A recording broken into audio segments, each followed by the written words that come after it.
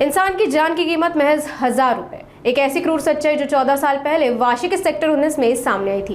अहमदनगर निवासी अजिनाथ त्र्यंबक दौड़ की हत्या के आरोपी को आखिरकार 14 साल बाद गिरफ्तार कर लिया गया है। ये गिरफ्तारी नवी मुंबई की एपीएमसी पुलिस के अपराध शाखा के अथक प्रयासों का परिणाम है। सुमारे 15 वर्षापूर्वीचा खुनाचा गुन्हा आहे। 26 नोव्हेंबर 2011 साली अजिनाथ दौंड नावाच्या एका मोठ्या ट्रकवर क्लीनर म्हणून काम करणाऱ्या इसमाचा त्याच्याच परिचित आणि तोही त्यावेळी क्लीनर होता, नंतर ड्रायव्हर झाला, लक्ष्मण काकडे ज्याचं नाव आहे, त्याने गळ्यावर वार करून त्याचा मर्डर केला होता। कारण असं होतं की एक किरकोळ 1000 रुपयाच्या देण्या घेण्याच्या वादातून त्यांचा वाद होता आणि त्यामधून त्याने तो मर्डर केला होता 2011 साली। त्यानंतर तत्कालीन तपासी अधिकारी आणि सर्व पोलिसांनी त्याचा शोध घेतला, परंतु हा जो काकडे आहे, लक्ष्मण काकडे आरोपी, हा मिळून आला नव्हता।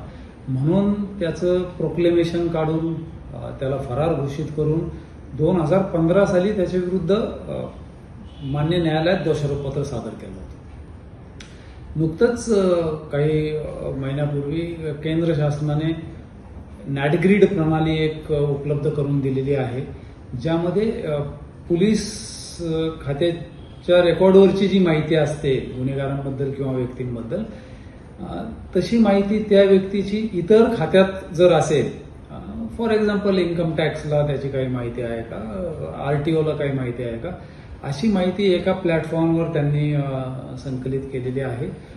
त्याचप्रमाणे जो सोशल मीडिया आहे, त्या सोशल मीडियाची काही माहिती, तो कुठं सोशल मीडियावर ऍक्टिव्ह आहे का, अशी काही माहिती त्या नॅटग्रीड पोर्टलमध्ये आहे।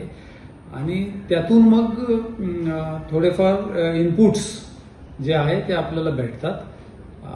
म्हणून आम्ही जे हे गंभीर गुन्ह्यातले जे आरोपी होते, आमचे मान्य पोलीस आयुक्त मिलिंद भारंबे सर आणि additional CP Deepak Sakore, DCP crime Amit Kale यांच्या मार्गदर्शनाखाली आपण जे गंभीर गुन्ह्यातील पाहिजे आरोपी आहेत, फरारी आरोपी आहेत आणि जेलमधून पॅरोलवर बाहेर पडल्यानंतर जे आरोपी ज्यांनी पॅरोल जम्प केलेला आहे, अशा सर्व आरोपींची माहिती आम्ही नॅटग्रीड प्रणालीद्वारे मिळवत होतो। त्यामध्ये या एका इसमाचे आम्हाला काही इनपुट्स भेटले, ते मग नंतर आम्ही संबंधित एजन्सीकडून पत्रव्यवहार करून त्यांना मेलद्वारे कॉन्टॅक्ट करून त्याचे डिटेल्स मिळवले आणि त्या आधारे आम्हाला हा जो लक्ष्मण काकडे आरोपी आहे त्याचं ठाव ठिकाणाची माहिती मिळाली।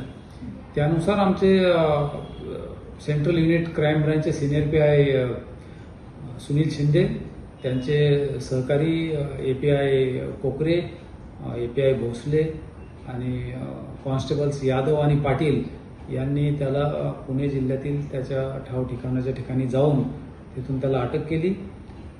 अशा प्रकारे 15 वर्षानंतर एक खुनाचा गुन्हा या नॅटग्रीड प्रणालीमुळे उघडकीस आणण्यात नवी मुंबई गुन्हे शाखेला यश आलेलं आहे। ही घटना नेमकी सर कुठे घडली होती? ही घटना एपीएमसी पोलीस स्टेशनच्या हद्दीमध्ये घडली होती, सेक्टर 19 मध्ये। हे दोघेही मी सांगितल्याप्रमाणे ट्रकवर क्लीनर होते आणि त्यांच्या आपसातल्या वादातून सेक्टर 19 एपीएमसी या ठिकाणी घडली होती आणि त्याचा खुनाचा गुन्हा जो आहे तो देखील एपीएमसी पोलीस स्टेशनलाच दाखल होता। आताही पुढील तपास जो आहे आता आरोपी अटकेनंतरचा, तो एपीएमसी पोलीस स्टेशनच करत आहे।